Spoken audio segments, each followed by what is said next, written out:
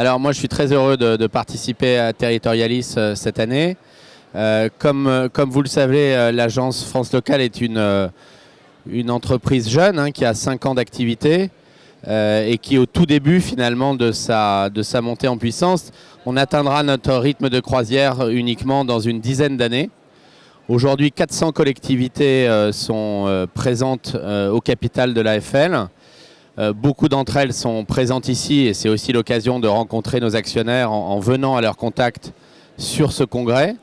Mais surtout, beaucoup ne le sont pas encore et c'est l'occasion de rencontrer tous les candidats à l'adhésion et c'est la richesse de ces échanges depuis hier que j'ai pu mener ici.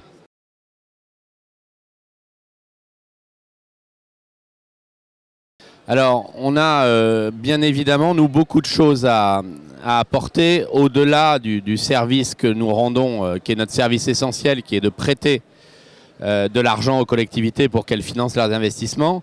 Ça, c'est une évidence. Mais au-delà de ça, on a beaucoup de choses à apporter en matière d'analyse financière, de suivi de la stratégie, de soutenabilité des investissements, d'accompagnement aussi des projets de transition écologique, puisque nous allons participer nous-mêmes par nos refinancements à la finance verte et responsable.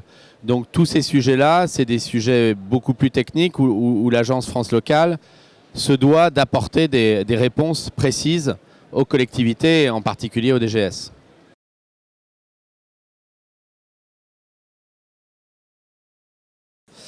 Ouais, c'est assez simple. En réalité, les collectivités, quand on les agrège, et c'est ça l'agence France Locale, c'est une agrégation d'aujourd'hui 400, demain milliers de collectivités. Elles ont ce qu'on appelle une qualité de crédit qui est exceptionnelle, c'est-à-dire qui est presque aussi bonne que celle de l'État et qui est meilleure que celle de toutes les autres institutions et notamment les institutions bancaires traditionnelles. Donc le raisonnement est un raisonnement de bon sens. Pourquoi passer par des intermédiaires lorsque les collectivités elles-mêmes, grâce à ce montage puissant, peuvent lever des fonds sur les marchés financiers dans des conditions bien meilleures.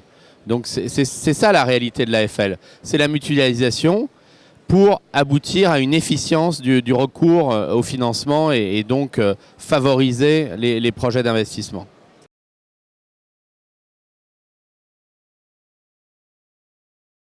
Alors, les maires qui vont être élus ou réélus en mars 2020 ont quand même, en tout cas globalement, une chance, c'est que la situation de leur collectivité, en tout cas de façon globale, s'est considérablement améliorée depuis quelques années.